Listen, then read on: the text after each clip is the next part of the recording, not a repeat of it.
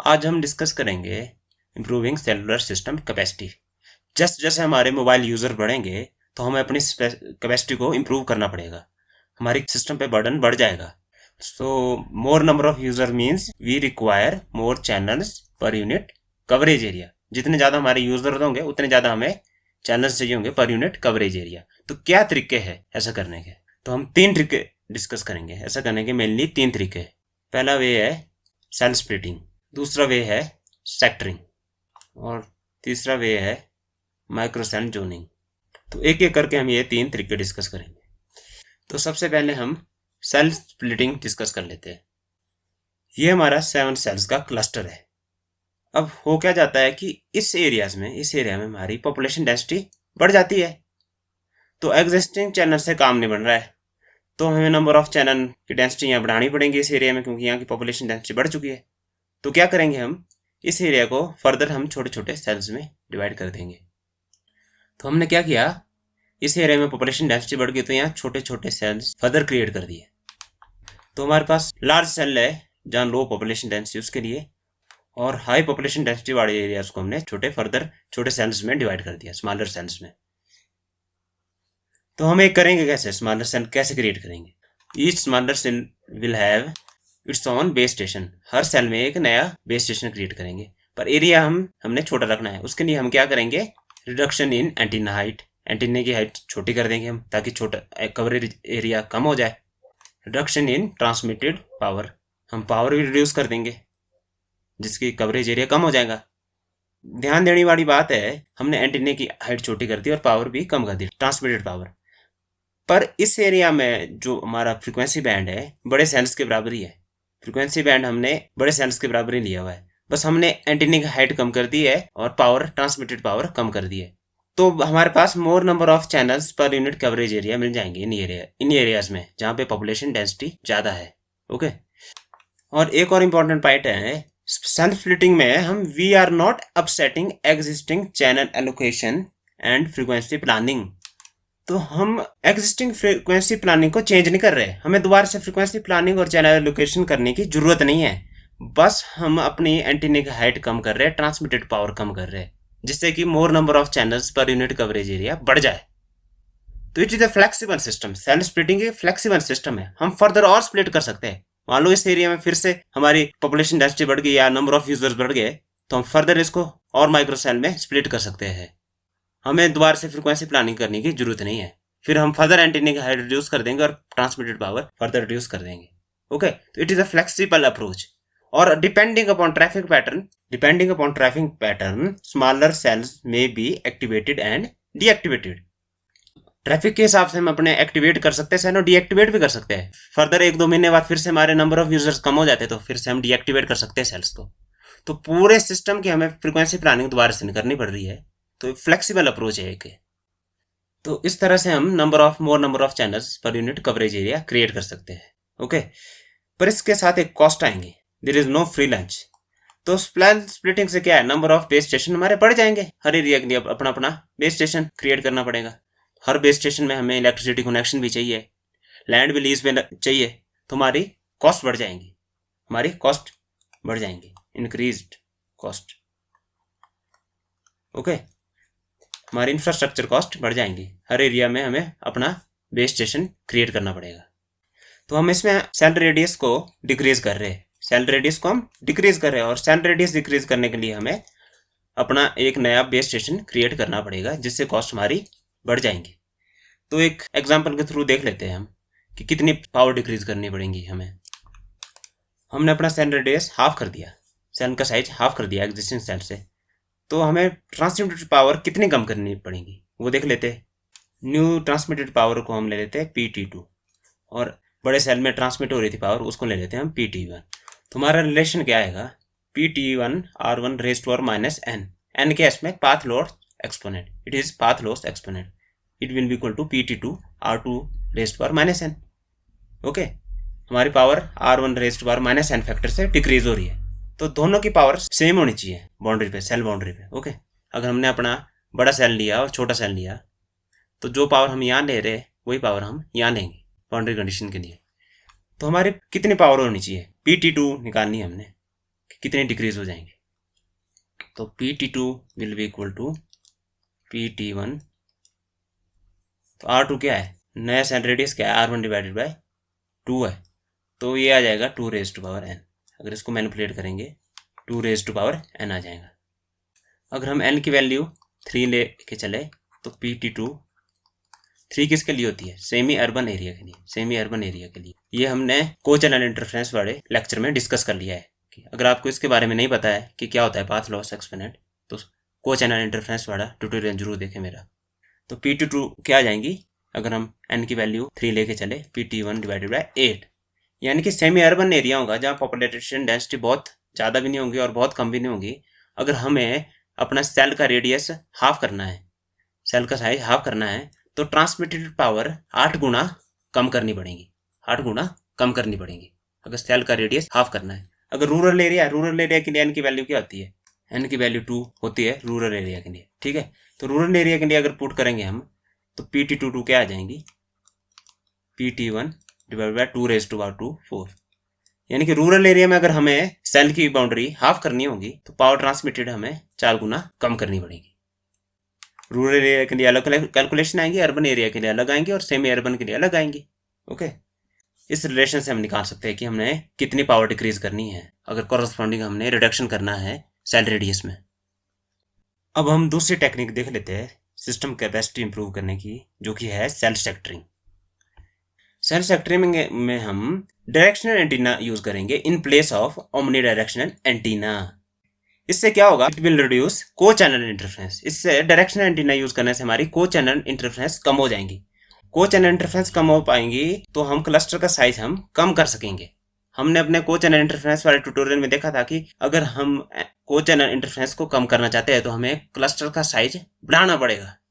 लेकिन directional antenna use करने से क्या होगा कि हमारी को चैनल इंटरफेरेंस हम कम कर पाएंगे और उस वजह से हम स्मॉलर क्लस्टर को भी यूज कर पाएंगे। अगर हम स्मॉलर क्लस्टर यूज कर पाएंगे, जितना स्मॉलर हमारा क्लस्टर का साइज होता है हमारी कैपेसिटी उतनी ज्यादा होती है, ठीक है। तो यही फिलॉसफी है हमारे सेल सेक्टरिंग की कि डायरेक्शनल एंटीना यूज करके हम को चैनल इंटरफेरेंस को कम करेंगे और क्लस्टर का साइज हम छोटा लेंगे। क्लस्टर का साइज छोटा लेंगे इसका मतलब हम कैपेसिटी बढ़ा सकेंगे। जितना छोटा क्लस्टर का साइज होगा हम उतनी बार रेपिटेशन कर सकते हैं फ्रीक्वेंसी की और उतनी ज्यादा हम कैपेसिटी अचीव कर सकते हैं। तो हम सेल सेक्टरिंग में नए बेस स्टेशन क्रिएट नहीं करेंगे छोटे छोटे। एक ही सेल में हम 3 एंटीने यूज करेंगे अगर हम 120 डिग्री का सेक्टर बनाना चाहते हैं। तो हमने सेल सेक्टरिंग में क्या किया, instead of using omni direction antenna, यहाँ ओमनी डायरेक्शन एंटीना रखने के बजाय हमने डायरेक्शनल एंटीने रखे। यहाँ 3 एंटीने रखे, एक एंटीना यहाँ को रेडिएट कर रहा है, एक यहाँ को रेडिएट कर रहा है और एक इस साइड को रेडिएट कर रहा है। ओके, डायरेक्शनल एंटीनाज यूज किए, 3 सेक्टर क्रिएट कर दिए बाय यूजिंग 3 डायरेक्शनल एंटीनाज।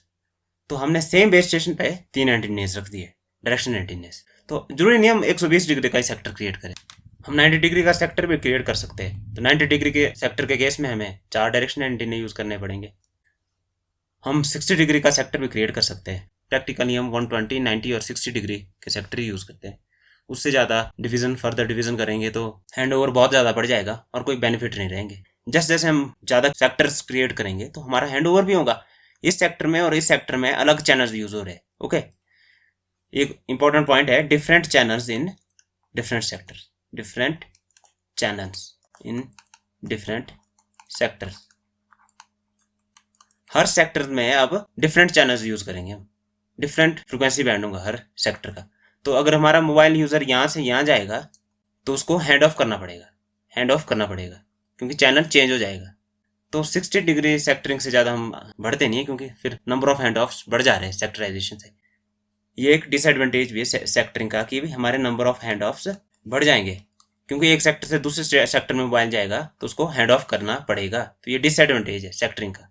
सेक्टरिंग से हमारी कैपेसिटी इंप्रूव हो जाएंगी लेकिन हमारे नंबर ऑफ हैंड ऑफ्स बढ़ जाएंगे। तो एक बार ये पॉइंट भी डिटेल में डिस्कस कर लेता हूँ कि सेल सेक्टरिंग से कैपेसिटी कैसे बढ़ रही है। ओके, तो ये हमारा सेलुलर सिस्टम है और ये हमारे को चैनल सेल्स है। इन सेल्स में same set of frequencies use हो रही है जो यहाँ यूज हो रही है। ओके, तो अगर हम ओमनी डायरेक्शनल एंटीना यूज कर रहे थे जिस केस में, उस केस में हमारे 6 सेल इंटरफेयर करेंगे इस सेल के साथ। 6 सेल्स से पहुंचेंगे इसको इंटरफेरेंस पावर अगर हम ओमनी डायरेक्शनल एंटीना यूज करेंगे। पर अगर हमने सेक्टरिंग कर दी, मान लो 120 डिग्री का सेक्टर बना दिया हर सेल में, तो कुछ रेडिएशन पैटर्न कुछ इस तरह का होगा। हमने 120 डिग्री के सेक्टर क्रिएट कर दिए, तो जो इस एरिया में जो फ्रिक्वेंसी है, इस एरिया में फ्रिक्वेंसी, इस एरिया में फ्रिक्वेंसी है, वो सेम है, ओके, इन सभी सेल्स में। पर अब इंटरफेयर इसके साथ सिर्फ ये सेल्स बिल्कुल भी इंटरफेयर नहीं करेंगे इसके साथ, क्योंकि इनका पावर इस साइड को जा रही है, इस साइड को नहीं आ रही पावर। जो इस सेक्टर में जो हम फ्रिक्वेंसी यूज कर रहे होंगे वो अलग होंगी इस फ्रिक्वेंसी से, ओके। डायरेक्शन एंटीना हम यूज किया, उससे ये 3 सेल इंटरफेयर नहीं करेंगे इसके साथ, इनकी पावर सिर्फ इस डायरेक्शन में जाएंगी। ये सेल पूरा का पूरा इंटरफेयर करेगा इसके साथ, और इस सेल, इन 2 सेल्स की कुछ पावर्स पहुंचेंगी। सबसे ज्यादा पावर इस सेल की पहुंचेंगी और इन दोनों की कुछ पावर पहुंचेंगी, और इन 3 सेल्स की तो बिल्कुल भी इंटरफेरेंस पावर इसको नहीं पहुंचेंगी। तो ओमनी डायरेक्शनल एंटीनास के केस में 6 के 6 सेल्स इंटरफेयर कर रहे थे, लेकिन डायरेक्शनल एंटीना जब हमने यूज किया, अगर हम 120 डिग्री का सेक्टर ले रहे हैं तो सिर्फ 3 सेल इंटरफेयर करेंगे, उनमें से भी एक की पावर ज्यादा इंटरफेयर करेंगे, 2 की कम करेंगे, तो हम ऑन एवरेज मान सकते हैं कि सिर्फ 2 सेल्स इंटरफेयर करेंगे। तो सेक्टराइजेशन से क्या हुआ, 120 डिग्री सेक्टराइजेशन से सिर्फ अब 2 सेल्स की पावर पहुंच रही है इसको। पहुंच तो वैसे 3 की रही है, लेकिन 2 की कम है, तो मैं एवरेज 2 लूंगा। 2 सेल्स की पावर पहुंच रही है, जबकि हमने डायरेक्शन के केस में 6 की पहुंच रही थी। तो सिग्नल टू इंटरफेरेंस रेशियो इस केस में डिक्रीज हो जाएगा सेक्टराइजेशन के केस में। अब S/I डिक्रीज हो गया तो हम क्लस्टर का साइज कम ले सकते हैं। We can take low value of n, और हम बार बार रेपिटेशन कर सकते हैं अपने सेम फ्रिक्वेंसी की। तो यही है सेल सेक्टरिंग का प्रिंसिपल, कि हम S/I डिक्रीज कर देंगे। S/I डिक्रीज होने से हमारा फ्रीक्वेंसी रीयूज फैक्टर भी डिक्रीज हो जाएगा, जिसके कारण हमारी कैपेसिटी इंप्रूव हो जाएंगी। अगर आपको ये नहीं पता कि लो वैल्यू ऑफ n लेने से कैसे हमारी सिस्टम कैपेसिटी इंप्रूव होती है, तो को चैनल इंटरफेरेंस वाला लेक्चर देखे मेरा, उसमें मैंने डिस्कस किया हुआ है। इस टेक्निक के कुछ डिसएडवांटेजेस भी है सेल सेक्टरिंग के। तो क्या डिसएडवांटेजेस है सेल सेक्टरिंग के, वो देख लेते हैं। Increase number of hand offs, ये हमने डिस्कस कर लिया point. More number of antennas, अब हमें ज़्यादा एंटीना चाहिए होंगे एक ही बेस स्टेशन पे। तो मोर नंबर ऑफ एंटीना इतना बड़ा डिसएडवांटेज भी नहीं है, पर increase number of hand of एक बहुत बड़ा डिसएडवांटेज है, क्योंकि अब MSC पे बर्डन बढ़ जाएगा। अब एक ही सेल में हमें हैंड ऑफ करना पड़ेगा। एक सेल में जब हमारा मोबाइल स्टेशन मूव करेगा तो डिफरेंट सेक्टर में उसको हैंड ऑफ करना पड़ेगा। पर आज के टाइम में हमारे बेस स्टेशन भी इतने पावरफुल हो गए कि विदाउट हेल्प ऑफ MSC अपने बेस स्टेशन, अपने डिफरेंट सेक्टर में बेस स्टेशन खुद ही देख लेगा हैंड ऑफ को। MSC की जरूरत नहीं पड़ेगी हमें। अगर विद इन सेल हमने हैंड ऑफ करना है तो सिर्फ बेस स्टेशन ही हमारा हैंड ऑफ देख लेगा, पर बेस स्टेशन पे भी हमारा लोड तो बढ़ेगा ही, एक्स्ट्रा कंप्यूटेशन होंगी, ओके। और इन सभी डिसएडवांटेजेस में सबसे बड़ा डिसएडवांटेज जो है वो है डिक्रीज्ड ट्रंकिंग एफिशिएंसी।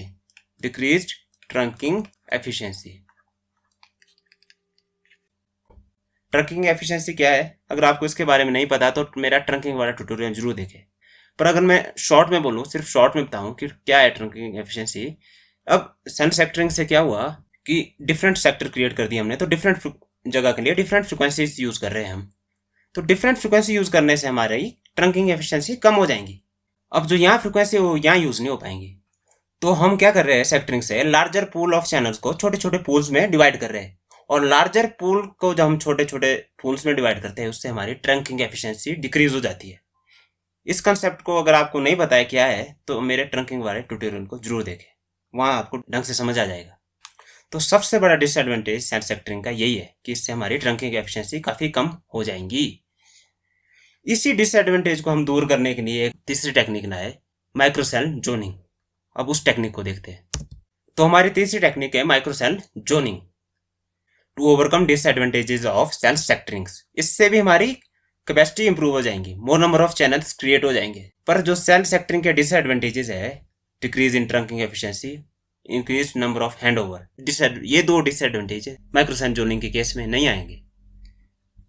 तो हमने माइक्रोसेल जोनिंग में क्या किया, अपने बेस स्टेशन से हमने 3 एंटीने ले गए अलग अलग कॉर्नर्स पे, सेल्स के डिफरेंट कॉर्नर्स पे हमने अलग अलग कॉर्नर्स पे 3 एंटीने लगा दिए, ओके।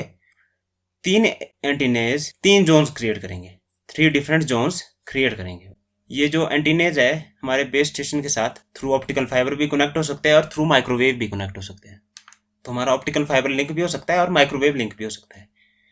पर ये जो एंटीनेज लगे हैं ये डिफरेंट कॉर्नर्स पे लगे हैं हमारे सेल्स के, और हमारा जोन सिलेक्टर होगा वो सिलेक्ट करेगा कि कौन से जोन से कनेक्ट होगा हमारा मोबाइल स्टेशन।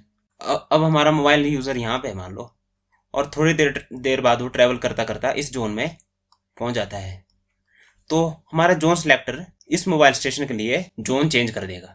सबसे ज़्यादा इंपॉर्टेंट बात जो ध्यान देने वाली ये है कि चैनल चेंज नहीं होगा। जब हमारा यूज़र यहाँ से इस जोन में आया, इस जोन से इस जोन में आया, तो जो चैनल वो यहाँ यूज़ करा था वही चैनल यहाँ पे यूज़ होगा। जोन सिलेक्टर जोन चेंज करेगा, चैनल सेम रहेगा। As mobile station travels from one zone to another it retains same channels, channel same रहेगा। सेल्फ सेक्टरिंग के केस में क्या हो रहा था, एक सेक्टर से दूसरे सेक्टर में जा रहा था मोबाइल स्टेशन तो चैनल चेंज हो रहा था, लेकिन जोनिंग के केस में, इस केस में चैनल चेंज नहीं होगा। इस केस में हमारे एंटीनेस डिफरेंट कॉर्नर्स में लगे हुए। सेल्फ सेक्टरिंग के केस में हमारे सेम टावर पे ही लगे हुए थे। ओके, ये जो एंटीनेस है डिफरेंट पार्ट्स में लगे हुए, ये भी डायरेक्शनल एंटीनेस होंगे। ये इस डायरेक्शन में करेगा एमिट, और ये इस डायरेक्शन में, और ये इस डायरेक्शन में करेगा। ओके, डायरेक्शन एंटीनेस, लेकिन कॉर्नर्स पे लगे हुए हैं सेल्स के। सेल्फ सेक्टरिंग के केस में हमारे टावर भी लगे हुए थे एंटीनेस। और दूसरा फर्क क्या है कि इस केस में जब एक जोन से दूसरे जोन में ट्रैवल हो रहा है हमारा मोबाइल स्टेशन, तो हमारा चैनल चेंज नहीं होगा, जोन सिलेक्टर उसका जोन चेंज कर देगा। अब हमारा मोबाइल स्टेशन इस एंटीने से जुड़ा होगा, अब हमारा मोबाइल स्टेशन इस एंटीने से जुड़ जाएगा। जब यहाँ से यहाँ ट्रैवल करेगा तो हमारा मोबाइल स्टेशन इस एंटीने से जुड़ जाएगा, लेकिन चैनल वही हैंड ओवर हो जाएगा। तो एडवांटेज आपके सामने क्लियर होगा, चैनल चेंज नहीं हो रहा तो हैंड ओवर भी नहीं होगा, और हमारा ट्रंकिंग एफिशिएंसी भी इस केस में डिक्रीज नहीं होगी, क्योंकि अब सारे चैनल्स हमारे सभी जोन्स में यूज हो सकते हैं। Unlike sectoring there will not be decrease in trunking efficiency. क्यों नहीं होगी डिक्रीज? क्योंकि सारे चैनल्स सभी जोन्स में यूज हो सकते हैं अनलाइक सेक्टरिंग। और ऐसा करने से कैपेसिटी कैसे इंप्रूव हो रही है, वो कंसेप्ट सेम एज सेक्टरिंग है, क्योंकि अब हम डायरेक्शन एंटीना यूज कर रहे हैं तो रेडिएशन लोकलाइज हो जा रही है। डायरेक्शन एंटीना यूज करने से रेडिएशन लोकलाइज है इसी एरिया में, तो एक टाइम पे एक चैनल इतने से एरिया में ही यूज हो रहा होगा। और जैसे कि हमने सेक्टरिंग के केस में डिस्कस किया, को चैनल इंटरफेरेंस हमारी कम हो जाएंगी और हम अपनी कैपेसिटी इंप्रूव कर सकते हैं। हमारी सिग्नल की क्वालिटी भी इंप्रूव हो जाएगी और हमारी कैपेसिटी भी इंप्रूव हो जाएगी। कैपेसिटी क्यों इंप्रूव हो रही है? क्योंकि हमारी रेडिएशन लोकलाइज हो रही है सिर्फ इतने से एरिया में। ओके, तो इस केस में हमारी कैपेसिटी भी इंप्रूव हो गई और ट्रंकिंग की एफिशिएंसी भी डिक्रीज नहीं हुई। और एक और इम्पॉर्टेंट फायदा है इस टेक्निक का कि इस टेक्निक से हम हार्ड टू रीच एरिया भी कवर कर सकते हैं। कोई कॉर्नर के एरिया, कोई ऐसे एरिया है जहाँ सिग्नल नहीं पहुंच रहा है, उस एरिया में एंटीना लगा देंगे, थ्रू माइक्रोवेव लिंक उसको जोड़ सकते हैं हम अपने बीटीएस से, अपने टावर से। तो इस कंसेप्ट का यूज करके हम we can cover hard to reach areas. तो आज का ट्यूटोरियल यहीं खत्म करते हैं। तो कैसा लगा ये ट्यूटोरियल, ये जरूर कमेंट कीजिए, और आपका कोई डाउट हो, कोई क्वेश्चन हो, कोई सजेशन हो, वो भी जरूर कमेंट कीजिए। Meet you in next tutorial.